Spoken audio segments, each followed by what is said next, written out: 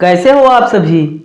मैं मयंक द्विवेदी आशा करता हूँ कि आप सब अच्छे होंगे। आप सभी का हमारे YouTube channel Mayank study centre में स्वागत है। आज हम आपको पढ़ाएंगे MP board class 10th mathematics अध्याय 3 चल रहा है, दो चर वाले रैखिक समीकरण युग्म।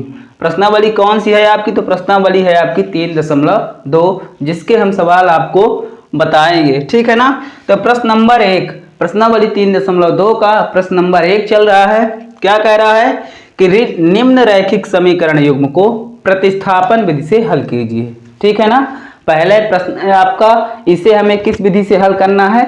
प्रतिस्थापन विधि से, ठीक है ना। ग्राफी विधि हम पढ़ चुके हैं, अब हमारा चल रहा है प्रतिस्थापन विधि, ठीक। तो इसके कौन से क्वेश्चन कर चुके हैं हम?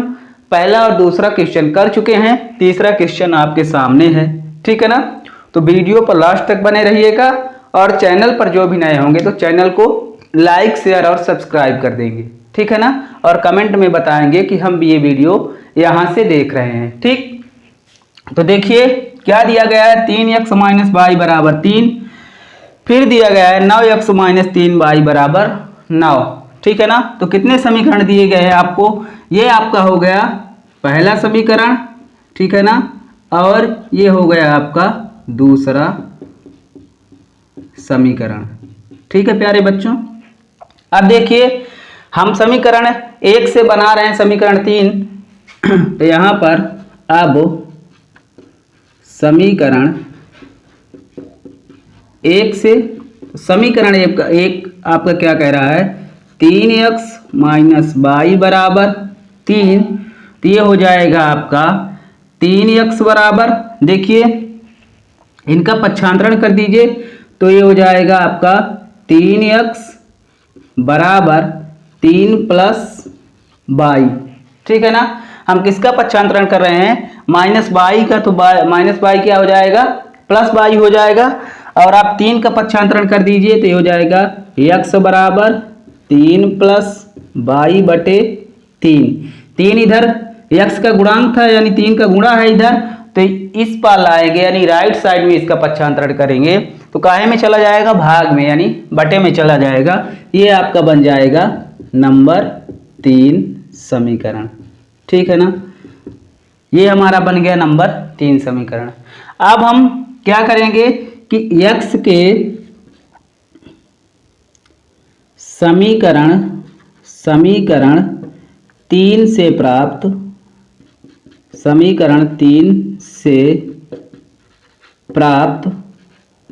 x के मान को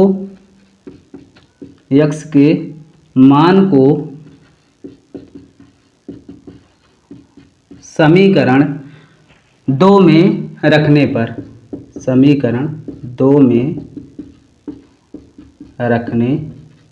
प्यारे बच्चों, हमने क्या कहा था कि जब हम समीकरण 1 से बनाएंगे, क्या समीकरण 1 से हम क्या बनाएंगे? समीकरण 3। समीकरण 1 से हम समीकरण 3 जब बनाएंगे तो उसका मान हम किस में रखेंगे? समीकरण 2 में।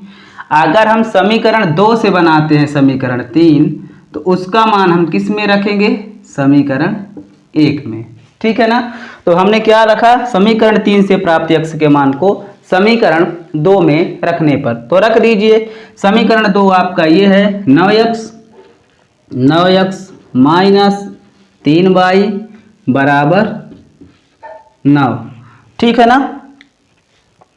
तो यहां पर हम रख देते हैं x की जगह पर क्या रखेंगे? 3 प्लस वाई बटे 3, तो यहां पर हम लिख दे रहे हैं कि 9 3 प्लस वाई बटे में 3, फिर है माइनस 3y बराबर 9, ठीक है प्यारे बच्चों।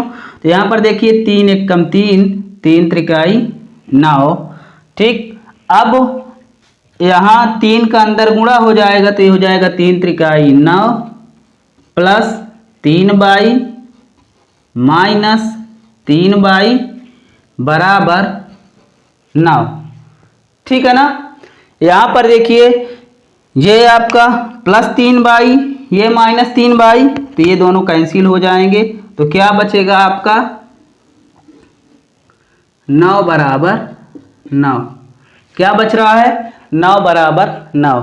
जब इस तरह की कंडीशन होती है तो हम क्या लिखेंगे कि 9 बराबर 9 है, तो यहाँ पर लिखेंगे जहाँ कथन सत्य है, कथन सत्य है तथा दिए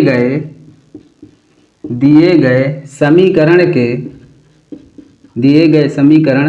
के अपरिमित रूप से अनेक हल हैं, अपरिमित रूप से अनेक हल हैं। इस तरह हमें इस सवाल को लगा देना है, ठीक है ना।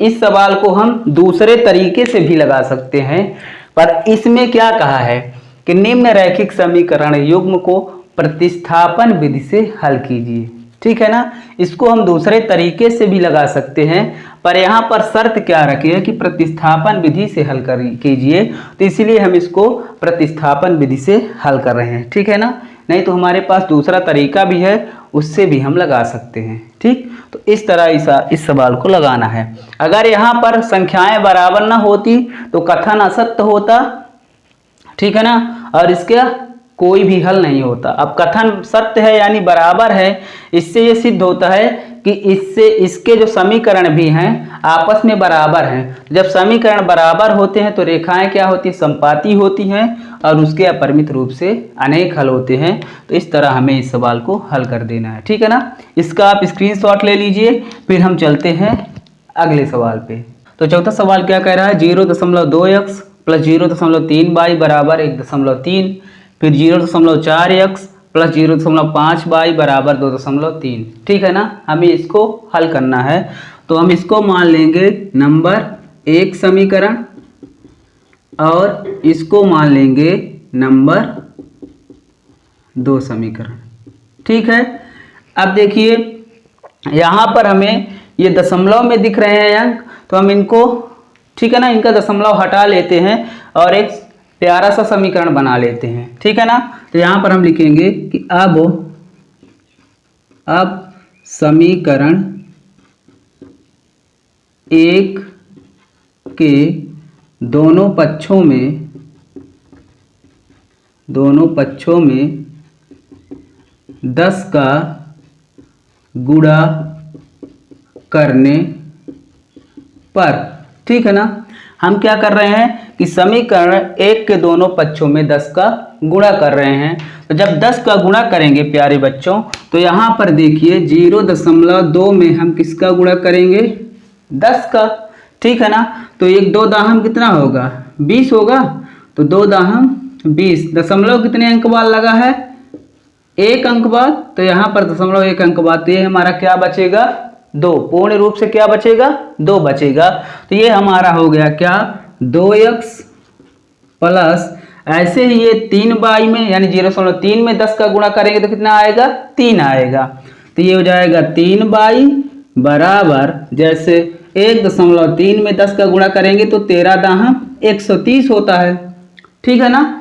अब दशमलव कितने अंक बाद, तो 1 अंक बाद, तो ये हो जाएगा हमारा 13, क्या हो जाएगा 13। इसको हम मान लेंगे नंबर 3 समीकरण, ठीक है ना।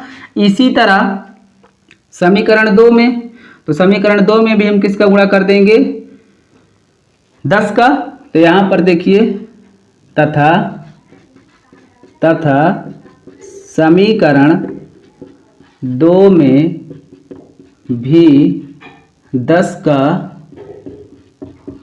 गुणा करने पर, तो जब 10 का गुणा कर देंगे समीकरण 2 में भी, तो ये कितना है 0.4x, तो ये हो जाएगा 4x प्लस 0.5y, तो हो जाएगा 5y बराबर 2.3, तो ये हो जाएगा 23, और ये बन जाएगा आपका नंबर 4 समीकरण, ठीक है ना। इतना समझ में आया। अब हमारा 1 और 2 समीकरण से कोई लेना देना नहीं है, अब हम सिर्फ इस्तेमाल करेंगे समीकरण 3 और 4 का, ठीक है ना। तो हम यहाँ पर कर रहे हैं समीकरण 3 से, तो अब समीकरण 3 से, तो समीकरण 3 आपका क्या है 2x प्लस 3y बराबर 13। अब आप इन सभी का कर दीजिए पक्षांतरण, ठीक है ना। तो जब हम पक्षांतरण करेंगे तो इधर देखिए ये 3y प्लस में है तो इधर काहे में आएगा माइनस में, 13 माइनस 3y, 2 गुणे में है तो काहे में आएगा भाग में, तो ये आ गया भाग में। बचा आपका क्या x बर बचा, तो यहाँ पर हो गया x बराबर 13 माइनस 3y बटे 2। तो ये क्या बन गया है आपका नंबर 5 समीकरण। अब हमें 1 और 2 से कोई मतलब नहीं है, ठीक। नंबर 5 समीकरण, तो समीकरण 5 किससे बना है 3 से बना है समीकरण 5। तो हम समीकरण 5 का मान किस में रखेंगे 4 में, ठीक है ना। तो यहाँ पर लिखेंगे चूंकि समीकरण 3 से प्राप्त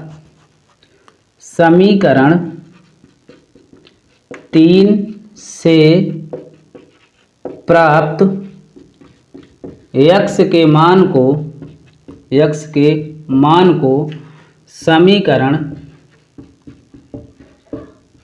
4 में रखने पर, समीकरण 3 से प्राप्त x के मान को किस में रखेंगे समीकरण 4 में। तो समीकरण 4 आपका क्या है भैया ये वाला है ना, तो यहाँ पर हम लिख दे रहे हैं 4 वाला समीकरण 4x प्लस 5y बराबर 23, ठीक है ना। यहाँ पर हम रख रहे हैं x का मान, तो x का मान कितना आया 13 माइनस 3y बटा 2, तो 4x है, तो 4x की जगह पर क्या लिखेंगे 13 माइनस 3y बटे 2, फिर अलग से है आपका प्लस 5y बराबर 23। तो यहाँ पर देखिए ये 2 है तो 2 से ये वाला कट जाएगा ना, तो 2 एक कम 2, 2 दूना 4 कट गया। अब 2 का अंदर गुणा होगा तो 13 दूना 26 माइनस 3 दूना 6y प्लस 5y बराबर 23।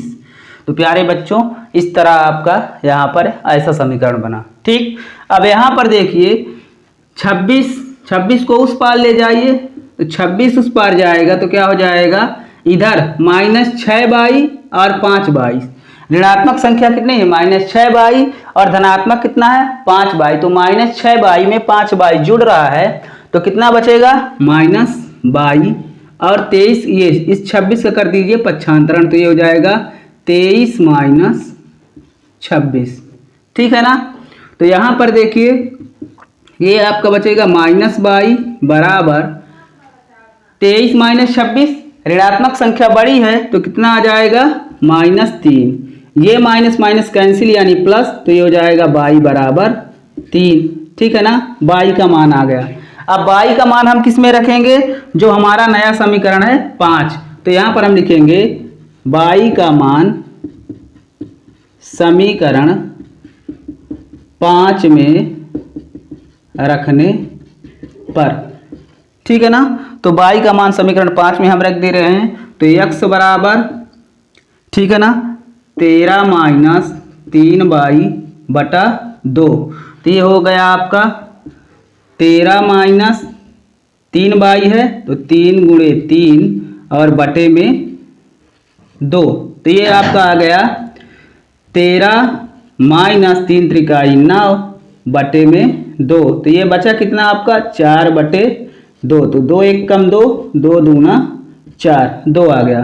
तो यहाँ पर हम लिख देंगे x बराबर 2, ठीक है ना। तो इस तरह इस सवाल को भी आपको हल कर देना है, ठीक। तो क्या लिखोगे अंत में,